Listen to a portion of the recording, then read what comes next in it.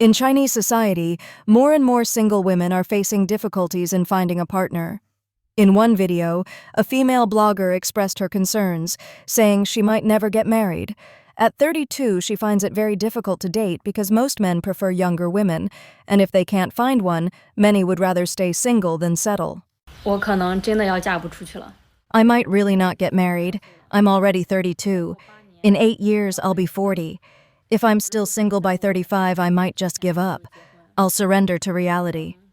It's June now, a few months till New Year. I told myself I'd find someone this year, get married, but it's probably hopeless. After 30, it's really hard for women to find someone. Guys all like girls in their 20s. In the end, you lose to age. At my age, I don't have the right to be picky. Even if I offer a car, a house, and a dowry, even if I pay them, no one wants me. Like an old rotten cabbage in the field. No one picks it up. No one wants it. Just left to rot. I've mentally prepared to grow old alone. If no one wants me, I'll live by myself. No marriage, no kids. Maybe in a few years, when I'm older, I'll find a companion. Someone to just spend life with. No need to marry, no paperwork. When we're old, we take care of each other. Even a divorced guy with a kid, I'm fine with it. I'll be a stepmom, whatever. I don't even care about love anymore. The goal is just to have someone around. Now I truly see reality. I can't afford a stay-at-home husband. A divorced guy with a kid is more cost-effective. I'm a 33-year-old single woman, and now no one cares anymore. This May Day holiday, I went back to my hometown. I was hoping some relatives would introduce me to someone, but no one even asked. The whole holiday's almost over. Not a single person mentioned a match. Completely ignored. Turns out being 33 is really different from being 23. What should I do now? Why don't older leftover single women marry guys born after 2000? There are actually quite a lot of older single women, and many of them do want to find younger guys. When they see those men in their 30s marrying young girls born after 2000, they start thinking about it too. If they can't find a rich one, at least get a good-looking one, right? But it turns out those younger guys aren't interested at all. When older men date young girls, they spend money and spoil them. But when it's older women dating younger guys, not only do they refuse to spend money, they expect the guy to spoil them instead. Some even hope the guy will pay for everything. To guys born after 2000, a woman in her 30s with a car and a house but unwilling to spend money on her boyfriend can barely be called big sister. If she's broke and has a bad temper, sorry, that's just an auntie. The difficulty that older women face in finding partners is also evident in the matchmaking scene. According to a TikTok blogger who shared data from Shanghai in 2024, the gender ratio in Shanghai's matchmaking market has reached 9-to-1, meaning 9 women are competing for 1 man. Many matchmaking events have basically turned into women's social gatherings, with very few men in sight. The blogger pointed out that a major reason why there are more women than men in the matchmaking market is because the standards for men are extremely high. If you are a man living in a big city without a house, a car, and a job earning over 10,000 yuan per month, you would hardly dare to register, since no one will contact you anyway. Many men, wanting to avoid humiliation, choose not to participate, so it's already a success if 1 out of 10 men shows up at the matchmaking corner. This is because society judges men and women by different standards. For men, wealth is the biggest measure of success. For women, it's rare to see men demanding that women own a house or earn over 10,000 yuan a month. In fact, many men's standards are quite simple and even amusing. Women just need to be under 35 years old. This explains why many high-end matchmaking events are free for men, but charge women a fee.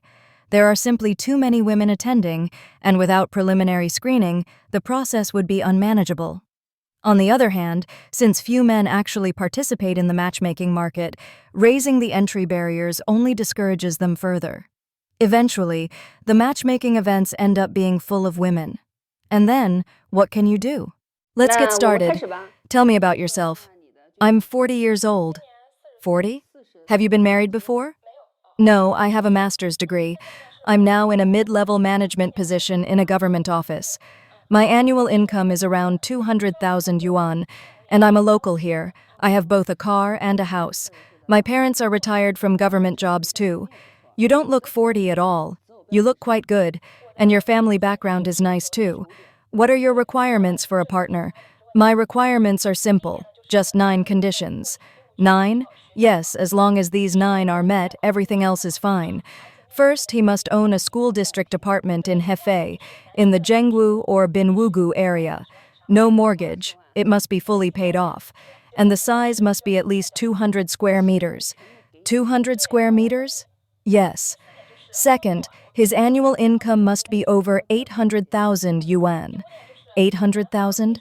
Yes. Third, after marriage, all his income must be handed over to me to manage. All of it to you? Yes, I'll manage it. Fourth, after marriage, I refuse to live with his parents. Understandable. Fifth, every year he must pay for 1 international trip and 1 domestic trip for my parents. Sixth, during festivals, we must visit my parents first before his. Even taking turns once a year is not acceptable? Not acceptable. Seventh, after having kids, we must hire a live-in nanny, and his parents can't interfere in raising or educating the child. Eighth, I have a plan for the child's education. They must attend an international school. For going abroad? You could say that.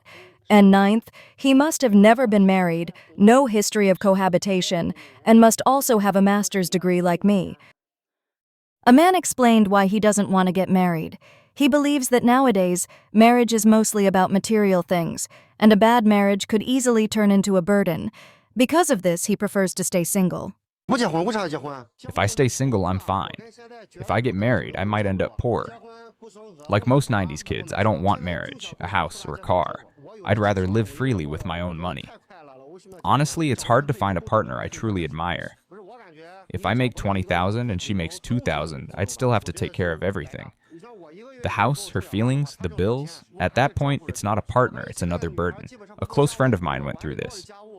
His girlfriend got pregnant, wedding photos taken, but her family rejected him for being poor. She aborted the baby and left. Now he'll duck paying off a house alone. These days, marriage is rarely about love. It's about money and status. Sure, some girls might stay for love, but their families won't agree. And if you date without thinking about the future, no matter how good it feels at first, reality hits hard in the end. 你都30多岁人了，房子应该有了吧？房子有的，多大平啊？有没有200平？差不多。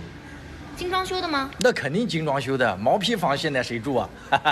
开的什么车呀？有没有50万？那没有，30多万正常家用车。30多万车，那你一个月能挣多少呀？5万有没有？那要看生意好不好。如果生意好的话没问题，但是就算生意不好啊，正常的家庭开支肯定没问题的。那28万的彩礼，你家给得起吗？28万也能接受吧，因为毕竟我也30多岁人了，我家里催得比较着急。那倒也是，像你这30多岁人啊，也不好找。是的。再说了，你这个条件也就刚刚达标。啊，对，是的。我想问一下，那个女孩什么时候来啊？什么女孩？就跟我相亲的女孩。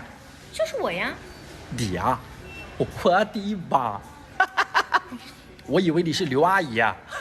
你看你这个皮肤啊，10几块钱的护肤品真不要再用了。你看看你这个嘴唇都开始脱皮了，3块9的口红少用一点。我说实话，你的嘴啊，它不是嘴，是塞纳河畔的春水啊。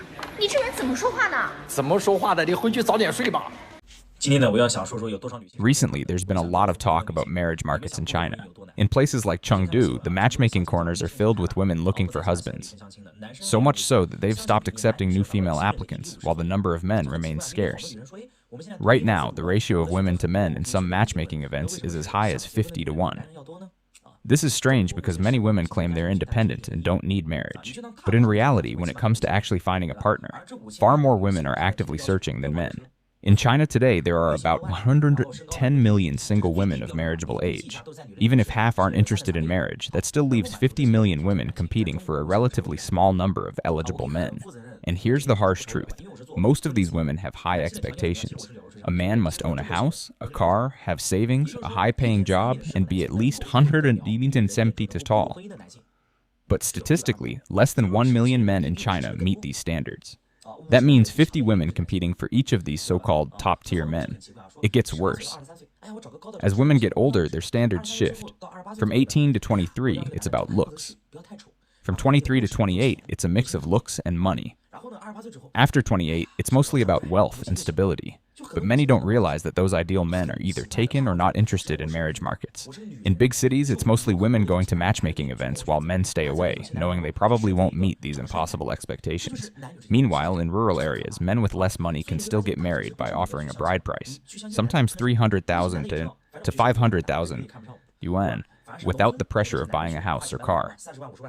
The reality is, men who are truly responsible, financially stable, kind, and loyal are extremely rare. Most good men are taken early. By the time someone reaches a matchmaking corner, there's often a reason they're still single. Either they have flaws, bad habits, or other issues. So the advice is clear. Instead of chasing unrealistic standards, it's better to focus on a partner's character. Build a stable, kind, and mutual relationship, because at the end of the day, good men with both money and loyalty are like unicorns. And normal, decent men are already considered the ceiling in today's marriage market. In traditional Chinese marriages, the groom's family is typically required to pay a large bride price, known as kaili, to the bride's family as a symbol of engagement, sincerity, and to formalize the marriage. In many parts of China, these high bride prices have become a heavy financial burden for the groom's family, often requiring support from the entire extended family. As a result, many young men today are struggling to afford marriage due to the soaring costs of bride prices. A YouTuber named Wang Jian pointed out that the soaring bride prices in China are a result of the country's gender imbalance. Many men aren't unwilling to get married, they simply can't afford the high costs associated with marriage. In recent years, bride prices in China have soared, with amounts around 500,000 yuan becoming increasingly common, even in poorer regions. This sharp rise is tied to China's skewed gender ratio, a long-term effect of the one-child policy, when many families preferred sons over daughters. At one point, the male-to-female ratio reached as high as 125 to 100. By 2020, there were 17 million more men than women between the ages of 20 and 40. Traditionally a system of mutual support, marriage has turned into fierce competition, with women's families raising bride prices as demand for marriageable women rises. As a result, many men aren't single by choice. They're involuntarily unmarried because they can't afford marriage. Stop laughing at men who can't get married. There's nothing funny about it. Nowadays, men are becoming more clear-headed. If men refuse to marry, it will inevitably leave many women alone in the end. If women measure a man's sincerity only by how much money he has, it will lead to more men choosing to spend money on their own happiness rather than getting married. If you met a girl through dating or a matchmaker, which one would you be more willing to pay a bride price for? Neither. I won't give a house, a car, or a bride price. Then what can you offer a girl? Why should I offer anything? If she thinks I'm not good enough, then there's no need to date. I don't owe her anything. If marriage only happens after I provide those things, then I don't need it either. If someone wants to be with me, fine. If not, whatever. I don't want marriage to be like a transaction. If you come to me and don't give me emotional value and then ask me for money, it won't work. So you respond to kindness but not demands? Exactly. Society is too realistic nowadays, right? It's either equal backgrounds or you provide me emotional value. Stop dreaming of using marriage to change your life, expecting to get rich or comfortable without effort. That's not happening. I'm not about to be a sucker and speak up for someone else. More and more young people are choosing not to get married, and this trend is reflected in the data. According to the latest statistics from the Ministry of Civil Affairs, the number of marriage registrations in China dropped to 6.106 million couples in 2024, down by 1.574 million from 7.68 million in 2023, a sharp decline of 20.5%. Meanwhile, the proportion of unmarried women aged 30 to 34 in 2015 was 10 times higher than it was in 1990. In major cities, the number of unmarried older women has reached nearly 4 million, with around 1.1 million in Shenzhen, 800,000 in Beijing, and 900,000 in Shanghai. A Gen Z boy shared his views on love and marriage in a video. Are you Gen Z looking for a partner now? What's your view on relationships and marriage? Most of us Gen Z don't want relationships, don't want to buy a car, don't want to buy a house, unless we come from well-off families. So no relationships, no car, no house? Right. Just live alone. In my view, a relationship should be 1 + 1 greater than 2. If it's equal to 2 or less, there's no point. Do you think you represent most of Gen Z? Yes, I do. It should be 1 + 1 greater than 2. If you're alone and happy, why find someone? If you date someone and you end up less happy, what's the point? You always have to compromise and make sacrifices. That kind of relationship is pointless. If being with someone makes you happier than being alone, then it's worth it. Love and marriage require tolerance and compromise. That's normal. But ideally, it should be 1 + 1 greater than 2. What do you think of older generations' views on marriage, or how millennials approach relationships? As long as everyone's happy, that's what matters. A video has recently gone viral online, telling the story of a man who had been in a relationship with his girlfriend for 7 years and was finally preparing to get married. According to local customs, the groom's family was required to pay a bride price of 138,000 RMB to the bride's family. However, just before the wedding, the bride's parents suddenly raised the amount to 180,000 RMB. Left with no choice, the groom's family agreed. Unexpectedly, on the day of the wedding, one of the bride's close friends demanded an additional getting-off-the-car fee of 66,000 RMB from the groom, a local tradition meaning the bride wouldn't get out of the car until the money was paid. The groom refused, and the long-anticipated wedding was called off on the spot. This incident highlights the growing materialism and transactional nature of marriage customs in some regions today. A 7-year relationship, which should have culminated in a joyful union, was ultimately destroyed by disputes over money.